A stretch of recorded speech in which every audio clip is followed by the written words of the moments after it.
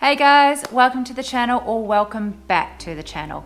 This is Living in Austin, and today we are going to hit on the 5 things that you might hate about living in Austin, Texas. So let's get into it.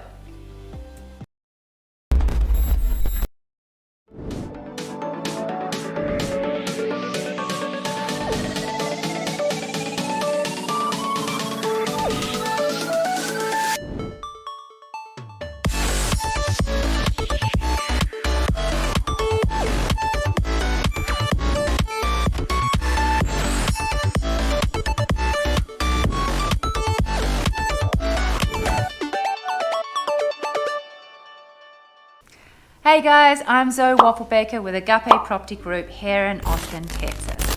If it's your first time to the channel, thank you for checking us out. Now make sure that you hit that subscribe button and that notification bell below, because chances are, if you're here, you're curious about what it's like to live in Austin, Texas. And this is what this channel is all about. We're uploading videos every week about what it's like to live, work, play, all the things about Austin, Texas. Now, in saying that, as much as we love doing videos, we are licensed realtors here as well. So we love even more helping you find the place to call home. So give us a call, drop us a text, drop us an email. Our details are below. We've done it before.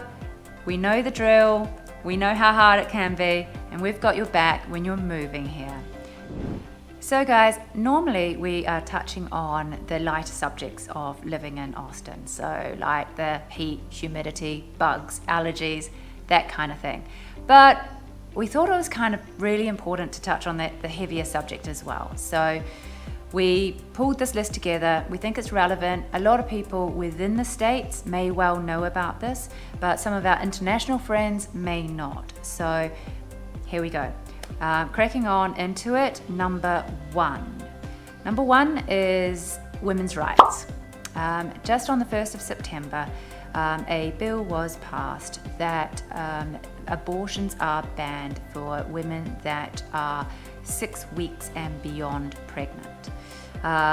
This is a particularly strict law, and like I said, it came into effect on the 1st of September. Now, the thing with this, it has no exceptions at all. It doesn't matter how the pregnancy happened, the rule still applies. Something else that you should know on top of that is that anyone that is helps a woman go to a clinic, the clinic or the person helping them go to a clinic could be sued for doing so. So even if that was you driving your friend, you are helping your friend have an abortion. So it is a heavy subject. It is definitely something that you should know about. The one other thing is that people that can sue you do not have to be connected to the woman or to the pregnancy at all.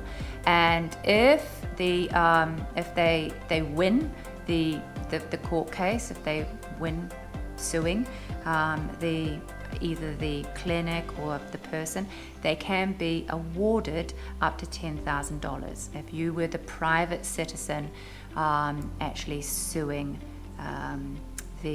one of these parties. So I think that's something that you guys should know about. Okay, now after that one, we are going to crack on to number 2. Not quite as heavy as number 1, but number 2 is an interesting one. It's buying alcohol on Sundays. So you can't buy liquor in Texas on a Sunday. So if you're wanting your margarita party on a Sunday afternoon, you better do that. Purchase it on a Saturday. Interestingly as well, like in supermarkets, you can't actually buy like beer and wine before 12 noon. So yeah, like I say, if you're preparing for a party on a Sunday, then you better get organized. Also for your big holidays as well. So Christmas Day, you can't, the days that you can't buy liquor, Christmas Day, Christmas Day, New Year's Day, and Thanksgiving. So the helpful hint for this one is just to be organized. So another interesting alcohol fact is that a minor, under 21, for my international friends here, can be served alcohol in an establishment as long as their parent or guardian is there as well. Now that is still down to the discretion of the establishment that you're at, and I had an example of this quite a few years ago. My cousin, my Dutch cousin, who was used to drinking alcohol, he was 20 years old at the time, and we all met in a bar. He was with his mother, and he knew this law, and asked for a beer, and they said no. He kind of tried to push it a little bit, and they went, no, it's still down to us. So there we go. I fact checked that as well, and it's still down to the establishment. So there's some interesting alcohol facts for you. Okay, so the third one here is guns. Another change happened on the 1st of September in relation to guns. Actually, there were over a dozen bills that were changed, but the highest profile of them was the permitless carry. And what that means is that Texans can now carry handguns and rifles without a license and the background check and training that was previously required. So just a heads up about that. That might be something that you're not into or something that you're for. All right, so we're cracking on here, and we've got number 4. Number 4 is the homelessness in Austin, Texas. 2 years ago, the city decriminalized homelessness by rescinding a 1996 law that banned camping in public places. It made camping in public places illegal. So 2 years ago, that was rescinded, and so for the last 2 years, we have had the homeless community camping in all kinds of places, under major roads, along the lake, under bridges, and we've seen a lot of it. However, on the 1st of September, that was reversed back, and so now those areas have been cleaned up. But it does beg the question, with over, well over 2,000 people experiencing homelessness, it does beg the question of where are these people going to live? Now, over the last few years, the city has bought 4 hotels and motels to try and, fix that problem, and 2 encampments have been identified. They have not yet been confirmed. They were identified back in July as potential places for housing people that are experiencing homelessness. It's not yet confirmed. Those 2 locations are not yet confirmed, but it is a wait and see. Now, there is a lot of there is work obviously by the city that's happening there, but also I want to point out that there are some great organizations, some charities here, if you haven't heard of them. One called Community First. They have tiny homes out at their community, and really encouraging people to get back into the workforce and creating a working community, which is awesome. And there's also another one called LifeWorks, which their goal is to have no teenage, young adults experiencing homelessness in Austin.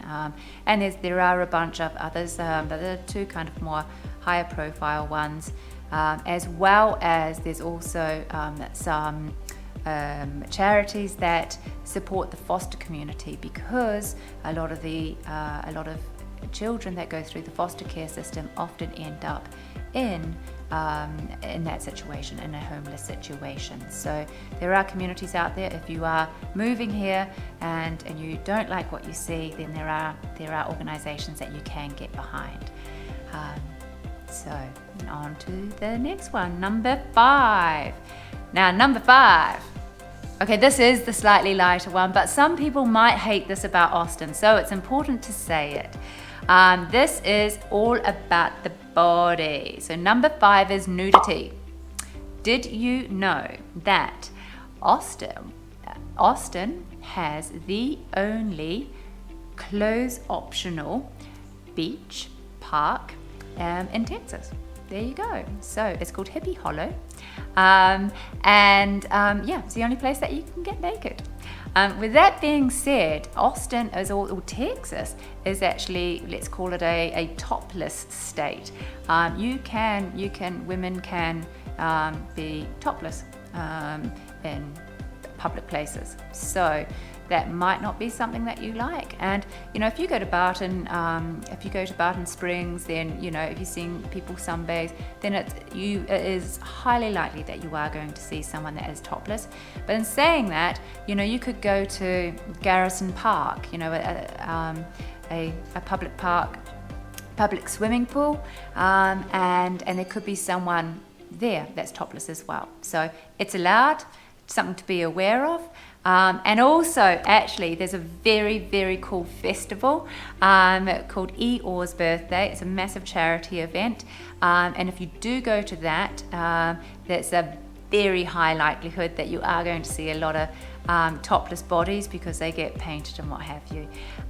So there you go, guys. That is the 5 things that you might hate about Austin, Texas. And who knows, some of those things might prevent you from moving here. Alright guys, that's it for today. I hope that's been useful for you. Again, if you're new here and you haven't subscribed, do hit that subscribe button. And of course, reach out to us. Those details are below. Give us a call, drop us a text, or drop us an email. Like I said before, we're the people that answer the phones, so we'd love to hear from you and hear what your plans are and see how we can help. Until next time, see ya.